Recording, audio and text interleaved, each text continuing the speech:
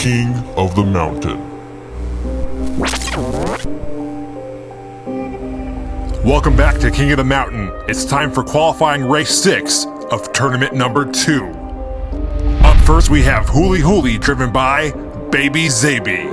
Baby Zaby is driving in a 2016 Chevy Camaro. This one is made by Matchbox and weighs in at 71 grams. Isn't there an age limit for drivers? Yes, there is, but keep in mind, Baby Yoda was 50 years old. That's a good point.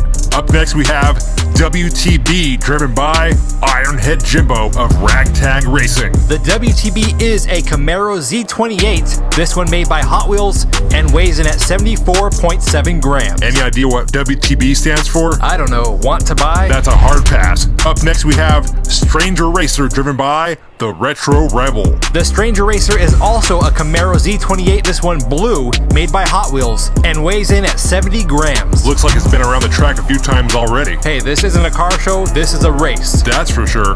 Last up we have Busted Luck, driven by Gus Greenfield. Busted Luck is a 1968 Copo Camaro made by Hot Wheels. This custom features skinny wheels on the front and weighs in at 68.6 grams. With a name like Busted Luck, it seems like Gus isn't even trying to win. Yeah, maybe he's doing some kind of opposites thing with the name of the car, hoping for good luck, I don't know. Well, we're about to find out. The top driver in points after 4 races will advance on to the second King of the Mountain tournament. Here we go, we've got Baby Zaby starting off on the front right and the Retro Rebel on the front left in the blue car. You know, something just doesn't feel right about letting a baby drive on the mountain. Well, his parents signed a waiver, so it's fine with me. You and your waivers. Retro Rebel in the lead going to the last corner. Gus Greenfield in second. And here comes the Retro Rebel. Whoa, he's having problems. He's up on the side. Whoa! And down goes the camera as Gus Greenfield crashes his way past the finish line. Here comes the baby. I'm really not quite sure who won that one. We're gonna have to look at the replay. That race belonged to the Retro Racer, but he fell apart right before the finish line. Ironhead Jimbo stuck with his wheel off the side of the track. Not a great start for Ragtag Racing.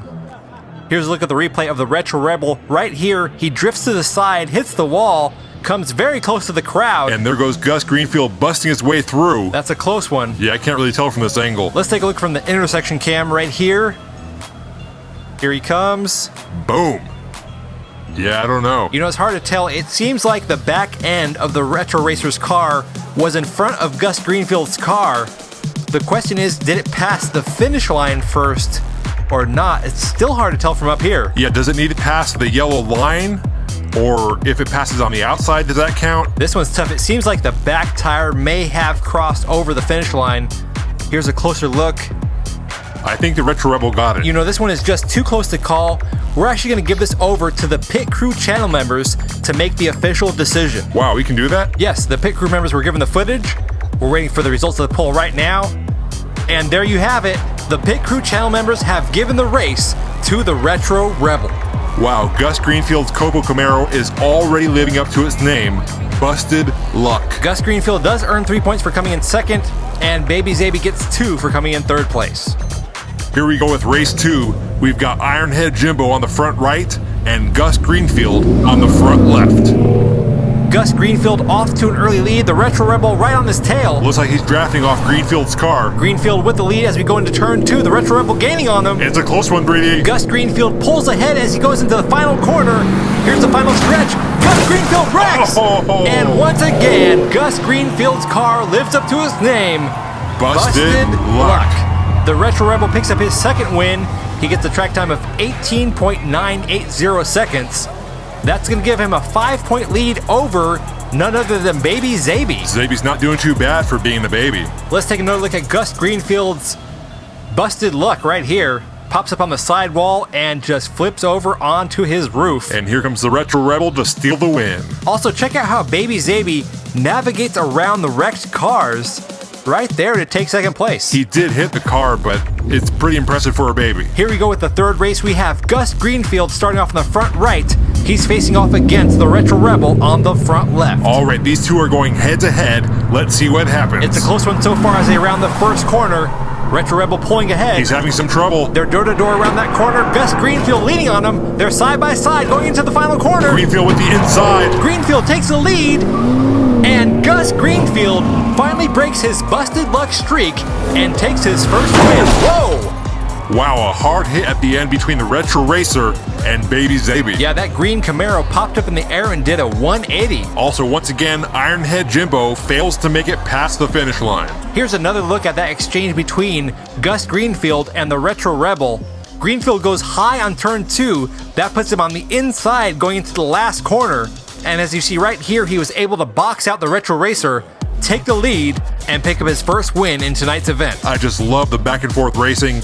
You know, I gotta say, these Camaros have really brought some exciting racing to Race Mountain. Yeah, even though these cars are modified, we're still seeing the same great racing action that we've been seeing in the Camaro Summer Tournament. Here we go with the final race. It looks like the Retro Rebel has this one in the bag. The Retro Rebel with 13 points, Gus Greenfield with 8. Whoa, Baby Zaby gets knocked out of his lane. The Retro Rebel leading into turn 2.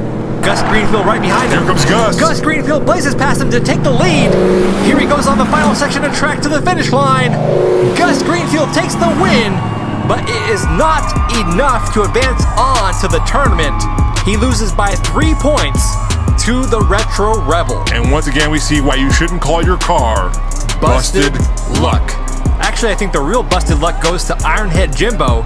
He actually may have set a record by scoring 0 points throughout all 4 races. Hey, my mama always told me, if you can't set a record for being the best, try setting a record for being the worst. Really? Your mom gave you that advice? Yep. Wow, that explains so many things. What's that supposed to And mean? there you have it, the Retro Rebel will be advancing on to the second King of the Mountain tournament. The Retro Rebel in the Stranger Racer gets a track time of 18.980 seconds, currently putting him in 6th place.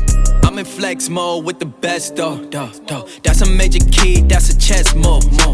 I'm your favorite G, I think it's best, yo. Stop with all the grilling, I'm on jet fuel. Taking off, clear the runway, now they cannot clip my wings. Yeah, they suck, they ain't homie, they ain't even on the scene. Play it smart, they don't know me, they just know what they see. What it costs to get